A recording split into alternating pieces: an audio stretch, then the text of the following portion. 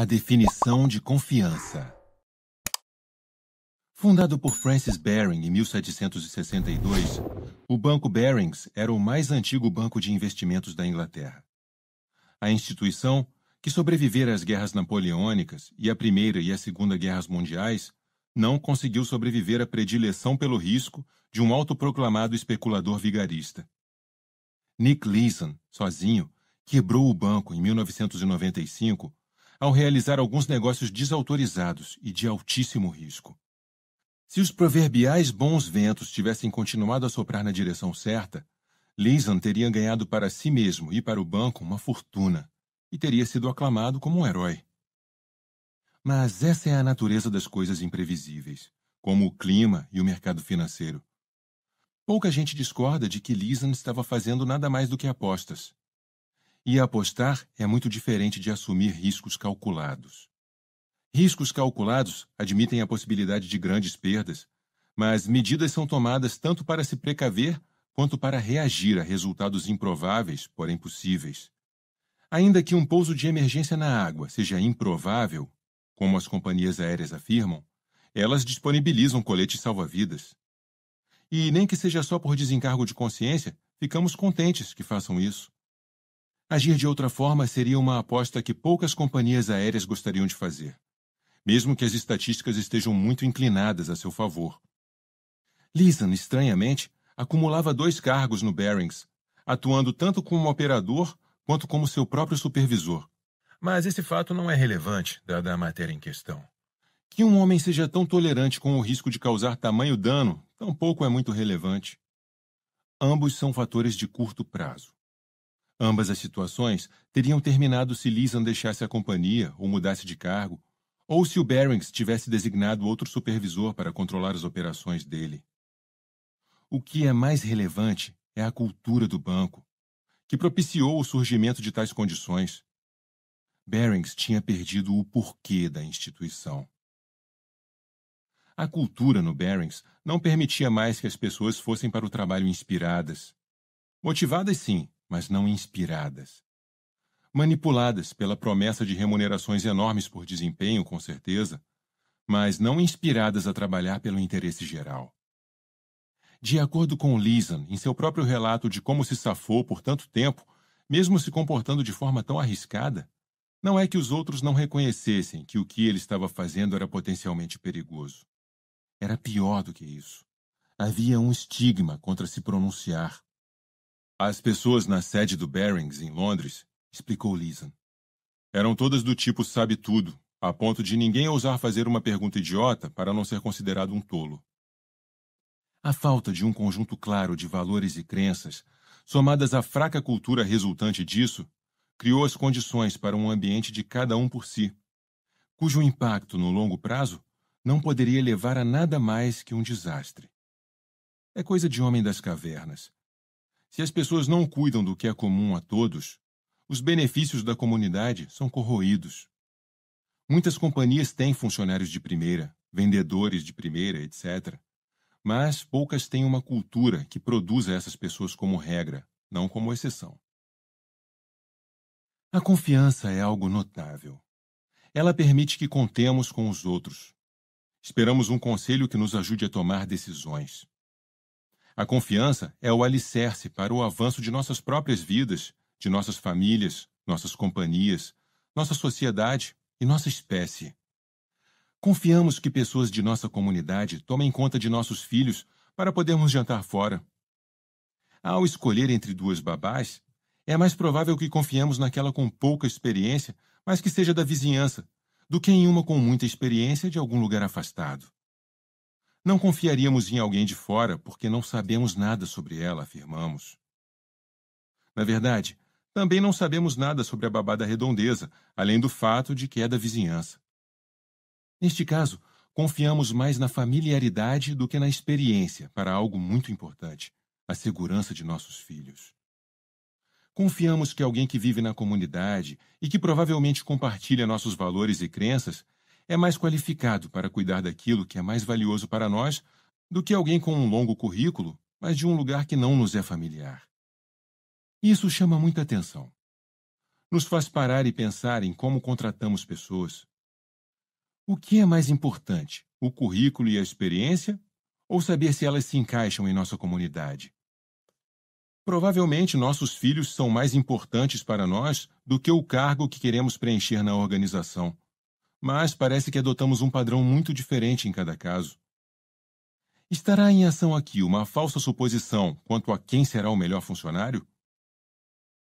Historicamente, a confiança tem exercido um papel maior no avanço de companhias e sociedades do que apenas as habilidades e o talento. Como o casal que deixa seus filhos quando sai à noite, muitos grupos de uma sociedade sairiam com confiança, sabendo que suas casas e sua família estarão seguras até seu retorno. Se não houvesse confiança, ninguém assumiria riscos. Nenhum risco significa nenhuma exploração, nenhuma experimentação e nenhum avanço de sociedade. Este é um conceito notável. Somente quando indivíduos são capazes de confiar na cultura ou na organização, eles assumirão riscos pessoais para fazer avanços naquela cultura ou organização. Não é por outra razão, afinal, que isso é bom para seu próprio bem-estar individual e sua sobrevivência. Não importa quanta experiência tenha, não importa quão competente seja, um trapezista não vai tentar um salto mortal totalmente novo sem primeiro testá-lo com uma rede estendida debaixo dele. E, dependendo de quão perigoso seja o salto, ele poderá insistir em ter sempre aquela rede quando o executar. Além da vantagem óbvia de protegê-lo se ele cair, a rede também proporciona um benefício psicológico. Saber que ela está lá dá ao trapezista a confiança para tentar algo que nunca fez ou para saltar repetidas vezes. Retire-a e ele só fará os saltos seguros, aqueles que sabe que pode concluir com sucesso. Quanto mais confiar na qualidade da rede, mais riscos pessoais vai assumir para melhorar seu número. A segurança que a direção do circo lhe dá ao estender a rede provavelmente é oferecida a outros artistas também. Logo, todos vão se sentir confiantes para tentar coisas novas e ousar mais em seus números. Essa combinação de confiança e risco resulta em todo o circo apresentando um espetáculo melhor. Um espetáculo melhor significa mais espectadores, e assim o sistema prospera. Mas isso não acontece se não houver confiança. Aqueles que estão em uma comunidade ou uma organização têm que confiar que seus líderes lhes fornecerão uma rede, prática ou emocional. Com esse sentimento de apoio, é mais provável que os membros da organização façam um esforço extra, que no fim beneficiará o grupo inteiro. Devo admitir que sempre existem aqueles que vão assumir o risco, pela primeira vez ou repetidas vezes, sem a rede. Sempre haverá aqueles que vão explorar o desconhecido, independentemente de quem está em casa mantendo a fortaleza. Essas pessoas às vezes merecem ser consideradas inovadoras. São as que seguiram adiante, as que fizeram coisas que ninguém mais faria. Algumas fazem avançar um negócio ou mesmo a sociedade. Outras acabam morrendo antes de alcançar alguma coisa. Existe uma grande diferença entre saltar de um avião com um paraquedas e saltar sem nada. As duas são experiências extraordinárias, mas só uma delas aumenta a probabilidade de se repetir o feito. Um trapezista predisposto a assumir riscos extraordinários sem uma rede embaixo de si pode ser a grande estrela em um show que sem isso seria medíocre. Mas se ele morrer ou for para outro circo, o que acontece? Esse é o paradigma no qual alguém é motivado por um ganho próprio sem considerar as consequências ou os benefícios para a organização. Nesse caso, o esforço pode ser bom para um indivíduo e pode ser bom para o grupo, mas os benefícios, sobretudo para o grupo, têm um prazo limitado. Com o tempo, o sistema vai ruir, em geral em detrimento da organização.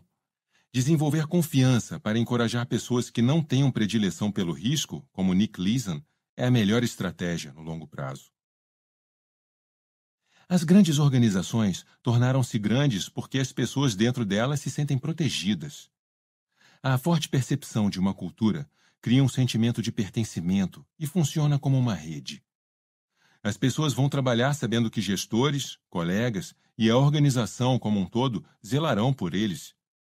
Isso resulta em um comportamento recíproco, decisões individuais, esforços e comportamentos que amparam beneficiam e protegem os interesses de longo prazo da organização. A Southwest Airlines, uma companhia famosa por seu foco nos clientes, não acredita, segundo sua política, que o cliente tem sempre razão. A Southwest não vai tolerar clientes que desrespeitem seu pessoal. Vai preferir que esses voem com outra companhia aérea. É uma ironia sutil o fato de que uma das melhores companhias do país em serviço ao cliente priorize os funcionários. É a confiança existente entre a direção e os funcionários, não um dogma, o que produz o excelente serviço aos clientes. É um pré-requisito, portanto, que alguém confie na cultura na qual trabalha para compartilhar os valores e as crenças dessa cultura. Sem isso, o funcionário é só alguém que não se encaixa e que provavelmente vai trabalhar em prol do próprio ganho, sem considerar um bem maior. Mas se as pessoas dentro da organização se encaixam bem, a oportunidade de ir além, de explorar, inventar, inovar, avançar e, o mais importante, fazer isso várias vezes, aumenta significativamente. Apenas com confiança mútua, uma organização pode se tornar grande.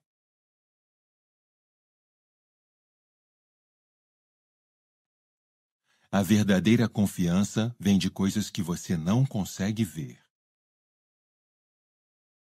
Rambo 2, diz a voz no rádio do general de brigada Jumper, referindo-se a ele com seu código de chamada. Seu grupo 180, 40 quilômetros, aproximando-se rapidamente. Contato de radar no celeiro, responde Rambo 2, relatando que localizou o grupo inimigo no próprio radar.